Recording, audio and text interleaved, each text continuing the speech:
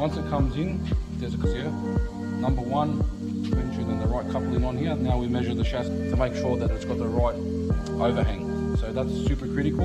And then the positioning of the axles. Then we're given the option to upgrade. Which we're going to go into detail. I can't promise them that.